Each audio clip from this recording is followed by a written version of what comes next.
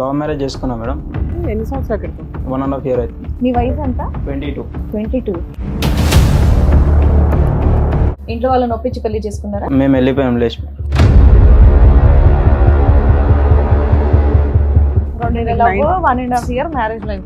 19 years కి love start చేశాడు కుర్రాడు. ఎక్కడ పెళ్లి చేసుకున్నారు మీరు? గుడి దగ్గర. ఊళ్ళో మీరిద్దరు తాళి కట్టేసుకున్నారా? అయితే స్కూల్ బోనోఫైడ్ తీసుకొచ్చి అమ్మాయికి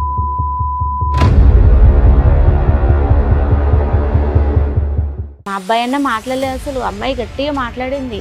నువ్వు గోలు ఇచ్చేస్తావు అమ్మ మీ ఇంటికి అంటే ఇట్లా నేను పోను, మా మమ్మీ మంచిది కాదు, నేను వెళ్ళనంటే వెళ్ళనంటుంది. ఇప్పుడు ఆయన మీద కిడ్నాప్ కేసు, రేప్ కేసు కింద పెట్టేది అనమాట. అమ్మాయి కావాలా నీకు? అమ్మాయి వస్తా అంటే తీసుకుంటా సార్. రాను అంటే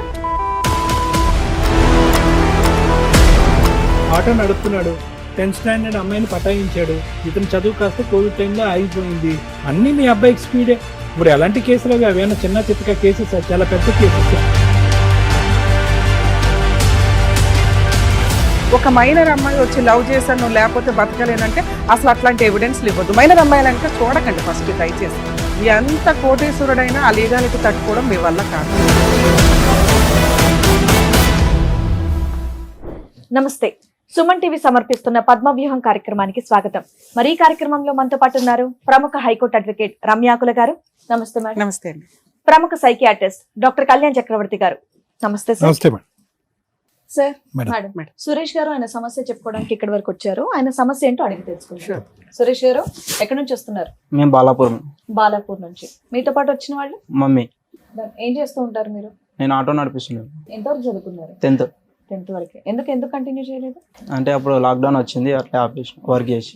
10th పాస్ అయిపోయావు లాక్డౌన్ లో? తర్వాత రాసిన 10th. సో అప్పటి 15 అంటే ఇప్పుడు నీకు 21 అంతేనా వయసు? 22. చెప్పమ్మా, ఇక్కడ వరకు దేనికి వచ్చావు, ఏంటి సమస్య? లవ్ మ్యారేజ్ చేసుకున్నా మేడం. లవ్ మ్యారేజ్ మ్యారేజ్ కూడా అయిపోయిందా? ఎన్ని సంవత్సరాల క్రితం? 1.5 year అవుతుంది. ఓహో. మీ వయసు ఎంత? 22. 22. అప్పుడే లవ్ మ్యారేజ్? నువ్వు ఆటో నడిపిస్తున్నావా? అమ్మాయి ఎలా పరిచయం అయింది? అంటే మేము ఉన్న ఏరియాలోనే ఉంటుండే ఇంతకు ముందు. ఇంట్లో వాళ్ళని ఒప్పించి పెళ్లి చేసుకున్నారా? లేదు, మేము వెళ్ళిపోయాం లేచి. మీరు ఎంతమంది? ఒక్కడే కొడుకు. మరి మీ అమ్మకి చెప్పి ఒప్పించుకోవచ్చు కదా, అంటే పారిపోయి చేసుకోవాల్సినంత అవసరం ఏముంది? మీ అమ్మ వాళ్ళ సైడ్ ఒప్పుకోలేదా? మీ ఇంట్లో వాళ్ళు ఒప్పుకున్నారా? లేదు. మీ నాన్నగారు ఏం చేస్తారు? నాన్నలే ఎక్స్పైర్ అయిపోయి. ఉన్నది అమ్మ ఒక్కటే. నువ్వు ఒక్కగాని ఒక కొడుకు పెళ్లి చూడాలని అనుకుంటది కదా, నువ్వు ఎవరిని తీసుకొచ్చినా చేస్తది కదా, ఎందుకు చెప్పలే ఆవిడకి? చెప్పుంటే కనుక చేసుండేదాను అమ్మ, నువ్వు దగ్గరుండి అంటే సరే ఒక్కడే కదా అన్నట్టు చేసుండేదానుగా. మరి ఇలా పారిపోయే స్టేజ్ వస్తుందని నువ్వు కూడా అనుకోలేగా? అట్లా ఉన్నారని ఇట్లా నాకు తెలియదు అన్నమాట. అసలు అమ్మాయి ఎవరో తెలుసా? ఆ తెలిసిన అమ్మాయి కాదా? తెలియదు. అమ్మాయిని ఎప్పుడైనా చూసిందా మీ అమ్మ? చూడలే. అంతకుముందు మీకు ఎంత లవ్ పెళ్లి చేసుకోవడానికి? 2 years నుంచి. 1.5 year మ్యారేజ్ లైఫ్. 19 years కి లవ్ స్టార్ట్ చేశాడు కుర్రాడు. ఎక్కడ పెళ్లి చేసుకున్నారు మీ ఇక్కడ ఇద్దరు? బాలాపూర్లోనే విలేజ్ లో, గుడి దగ్గర. ఊళ్ళో మీరిద్దరు తాళి కట్టేసుకున్నారా? పంతులు ఎవరైనా ఉన్నారా? ఎవరు లేరా? ఏం లేకుండా. ఫొటోస్ ఉన్నాయా? అవి లేవా? ఉన్నాయి ఫొటోస్. చేసుకున్నారు. తర్వాత ఇంటికి తీసుకెళ్ళావా? 1 day తర్వాత అమ్మ దగ్గర తీసుకెళ్ళు. ఆ 1 day ఎక్కడున్నారేంటి? మా పెద్దనాన్న వాళ్ళ ఇంటి దగ్గర ఉంది. పెద్దనాన్నకు తెలుసా? తెలుసు. పెద్దనాన్న ఏమనలేదు? ఆ అమ్మాయి వాళ్ళ ఇంట్లో ఏంటి పరిస్థితి? అమ్మాయి వాళ్ళ ఇంట్లో అంటే మదర్ కొంచెం వేరే ఆమె. ఓకే, ఒప్పుకోకపోవచ్చు అని మీ భయం. ఈ అమ్మాయిని నమ్మేవా నువ్వు? ఓకే, నాతో జీవితకాలం ఉంటది అని. అట్లానే తీసుకెళ్ళాం మేడం. మీ అమ్మ ఒప్పుకుందా తీసుకెళ్ళినాక? మాట్లాడుకున్నాం మేడం, మాట్లాడినాక ఒప్పుకుంది. ఇంటికి ఇట్లా వెళ్ళినాం. వెళ్ళి అక్కడ ఆవిడ దగ్గర ఎంతకాలం ఉన్నారు? 1 day ఉన్నాం అక్కడ. ఇట్లా అక్కడ నుండి మళ్ళీ పెద్దనాన్న వాళ్ళ ఇంటికి వెళ్తుంటే PS వాళ్ళు పోలీస్ వాళ్ళు పట్టుకోరు. ఏది వాళ్ళ అమ్మోళ్ళు కేసు వేసారు? ఓకే. చదివినాక PS. అమ్మాయి వయసు ఎంత? అమ్మాయికి 21. నీ వయసే? ఓకే. అయితే స్కూల్ బోనోఫైడ్ తీసుకొచ్చి అమ్మాయికి 15 అని చెప్పి కేసు పెట్టారు. 15 కి 21 కి ఎంత తేడా ఉందో తెలుసా? ఇప్పుడు 15 పెళ్ళప్పుడు 15 పిల్లడు 20, అమ్మాయి 15 అండి. తెలిసిపోవట్లా. తర్వాత ఏమైందమ్మా? ఇంకా వాళ్ళ PS లో వాళ్ళ మమ్మీ మాట్లాడింది, చేస్తా మ్యారేజ్ చేస్తా అన్నది. దాని తర్వాత ఇంకా వాళ్ళు ఏం మాట్లాడలేదు నాతో. అమ్మాయిని తీసుకెళ్లిపోయారా? వాళ్ళు తీసుకెళ్లిపోయారు. అమ్మాయి వెళ్ళిపోయిందా? వెళ్ళిపోయింది. సో ఇప్పుడు అమ్మాయి వయసు 16.5, 16.5. మళ్ళీ మిమ్మల్ని కలపాడులో ఉంటావు మమ్మల్ని. వాళ్ళు ఏమైనా కేసులు పెట్టారా మీ మీద? కేసు కాదు, పెళ్లి చేస్తాను అంది కదా వాళ్ళ అత్తగారు. పెళ్లి చేస్తాను మళ్ళీ అన్నట్టు వాళ్ళైతే చెప్పలేదు మేడం, పెళ్లి చేస్తాము అది. మరి ఈయనకి ఎవరు చెప్పారు? చెప్పలేదు, ఆయనతోనే ఆమె వాళ్ళు చెప్పిందంట. ఆమె చెప్పింది. పోలీస్ స్టేషన్ లో FIR ఎందుకు పెడతారు? మిస్సింగ్ కంప్లైంట్ విత్ డ్రా అయిపోద్ది కదా.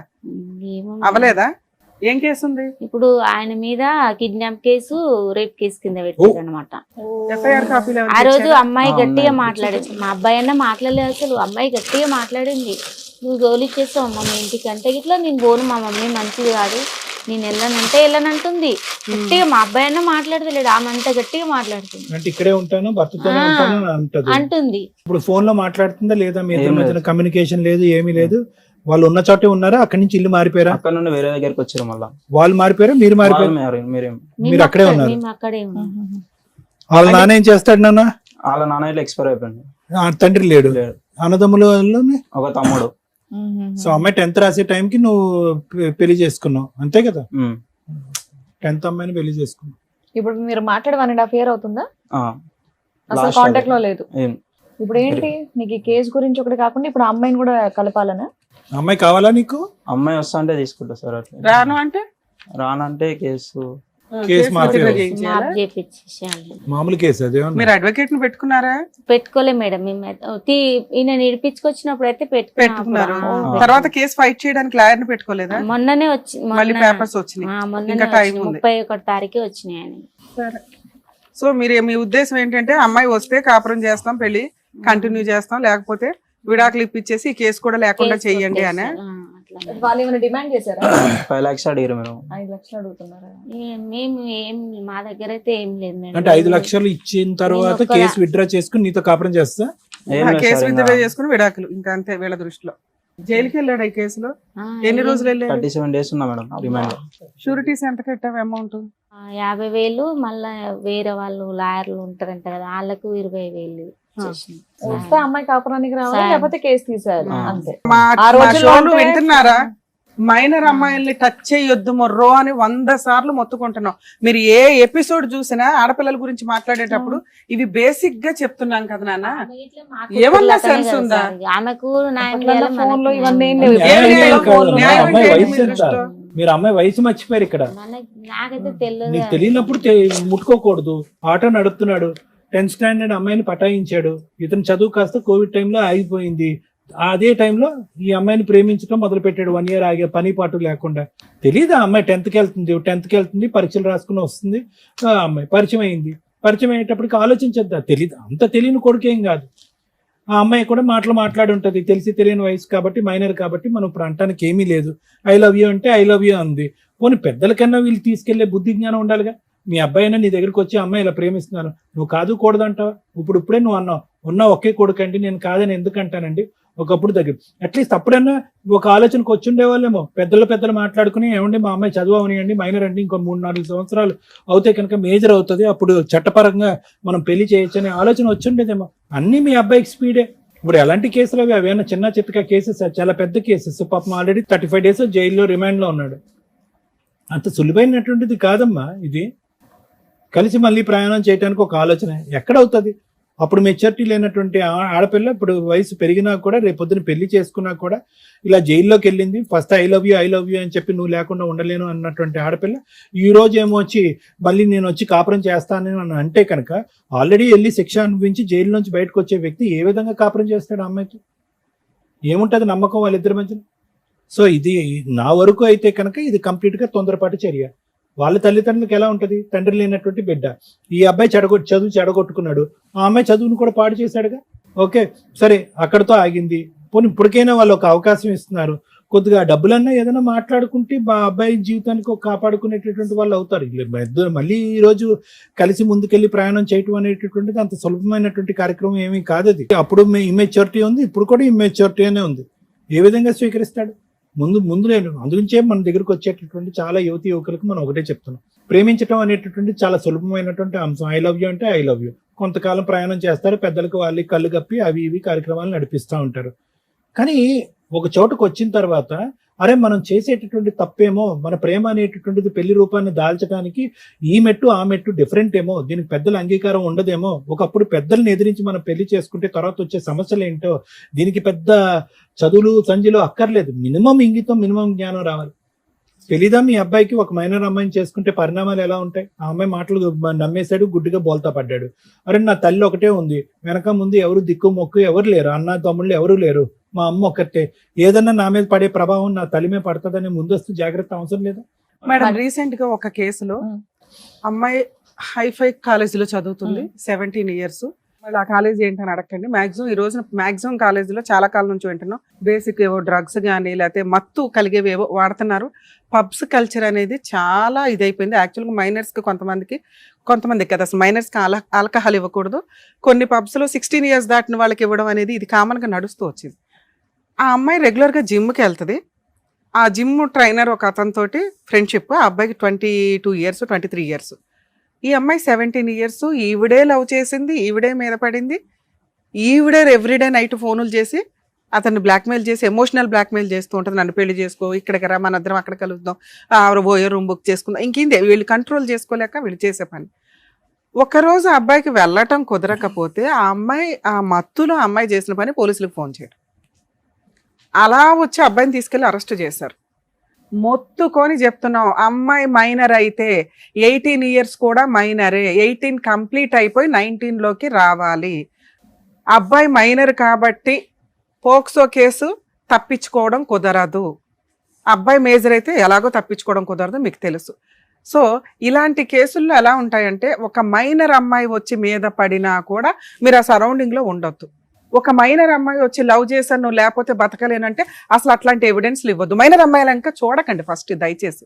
ఎందుకంటే ఎంత కోటీశ్వరుడైనా ఆ లీగాలిటీ తట్టుకోవడం మీ వల్ల కాదు. ఇక్కడ వీళ్ళకున్న అమాయకత్వం, వీళ్ళకే కదా 90% జనాలకు ఉండే అమాయకత్వం ఏంటంటే, ఆ అమ్మాయి వచ్చిందండి, ఆ అమ్మాయే మాట్లాడిందండి, ఆ అమ్మాయే మా అబ్బాయిని లవ్ చేసిందండి, నేను లేపుకెళ్ళి పెళ్లి చేసుకోకపోతే సూసైడ్ చేసుకుంటానని బ్లాక్మెయిల్ చేసిందండి, ఇదిగోండి వాట్సాప్ రికార్డ్స్, వాట్సాప్ మెసేజ్లు. ఆ అమ్మాయే పోలీస్ స్టేషన్కి వచ్చి అవును నేను ఈ అబ్బాయితో లేచిపోయా, నాకు ఆ అబ్బాయి లేకపోతే చచ్చిపోతా అంటే అమ్మగారిని తీసుకెళ్ళి చైల్డ్ హోమ్లో వేస్తారు.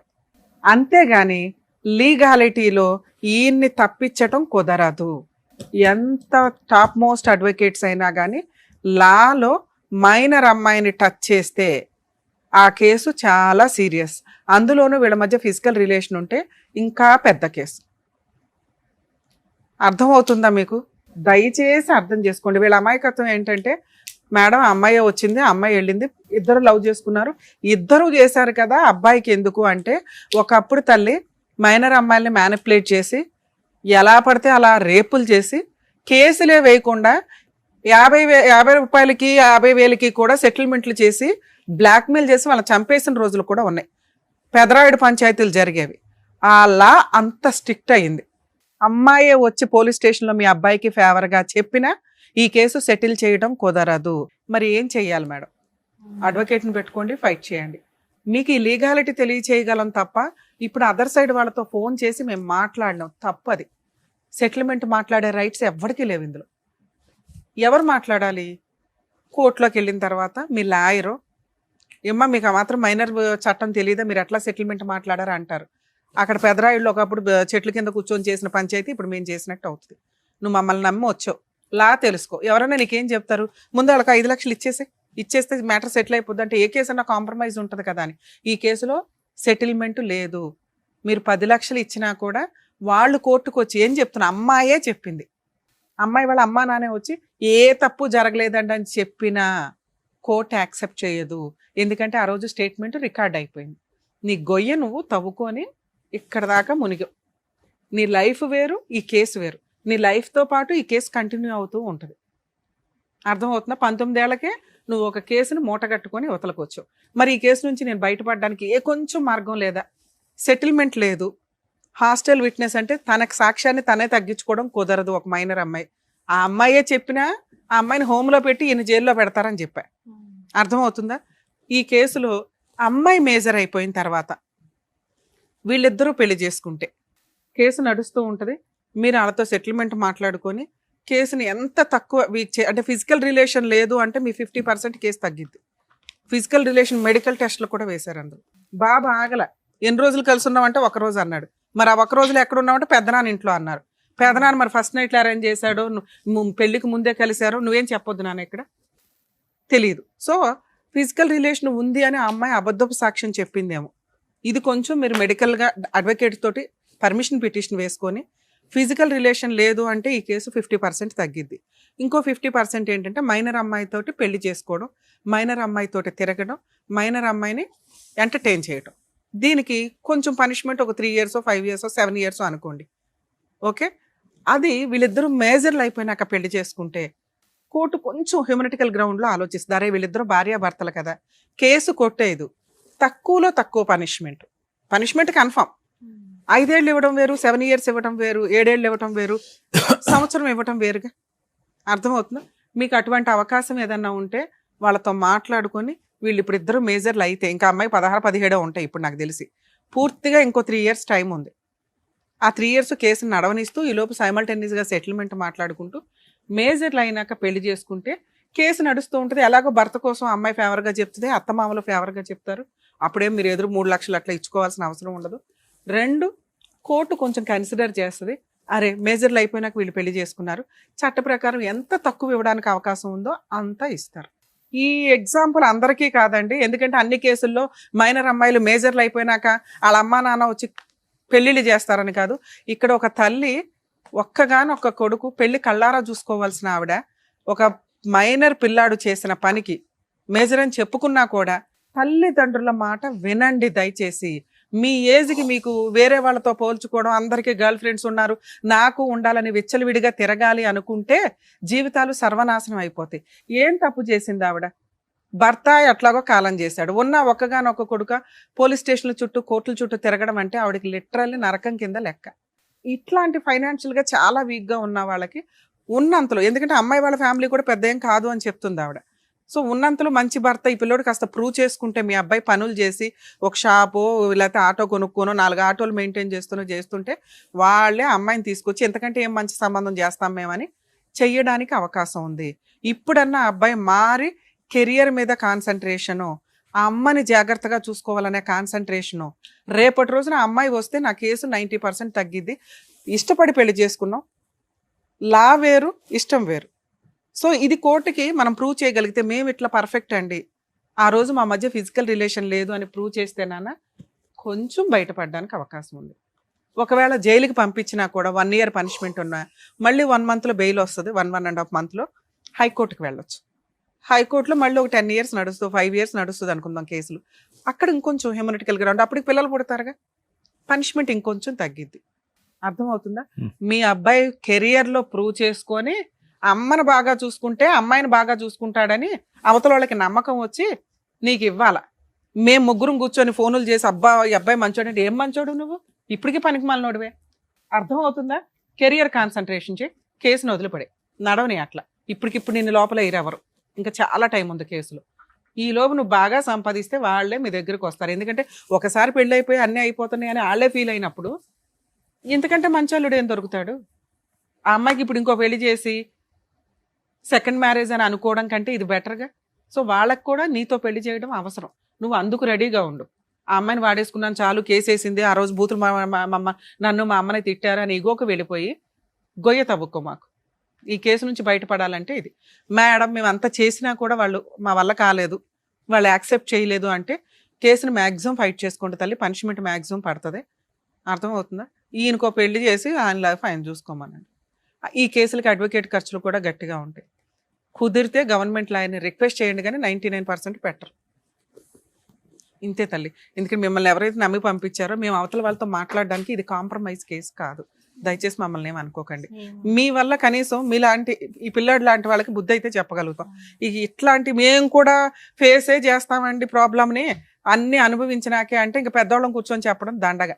కనీసం రియలైజ్ అయ్యండి, ఈ రోజున అబ్బాయి చాలా, ఇంకా నేను తక్కువ చెప్తున్నాను, టెన్షన్ పడకుండా ఉంటారు అని. దయచేసి అర్థం చేసుకోండి. మైనర్ అమ్మాయిల్ని టచ్ చేయొద్దు, మాట్లాడొద్దు, మనకు వద్దు వాళ్ళతో పంచాయితీ. ఫ్రెండ్షిప్ వరకు ఉంచుకోండి, మేజర్లు అయినాక మాట్లాడుకోండి ఏదన్నా ఉంటే. ఈ రోజున ఫోన్లు ఖాళీగా ఉన్నాయి కానీ టిక్ కానీ రొమాంటిక్ మెసేజ్లు, ఇంకా మీ తొక్కులో తెలివితే అట్లేంటో తెలుసా, ఏవో యాప్లు ఉంటాయి, వెంటనే 1 time చూడగానే డిలీట్ అవుతుంది. అవి కూడా రికవరీ చేస్తారు ఒళ్ళు మండితే. అవి ఎందుకు చేస్తారు? కేసు ఎక్సీడ్ అవుతుంది, పొజిషన్ ఎక్సీడ్ అవుతుంది, మీ మధ్య రిలేషన్ పెరుగుతూ ఉంటుంది. రిలేషన్ పెరిగినాక ఎట్లాగో క్రైమ్ జరిగిద్దిగా. సో మైనర్ అమ్మాయిల దగ్గరికి వెళ్ళొద్దు అంతే.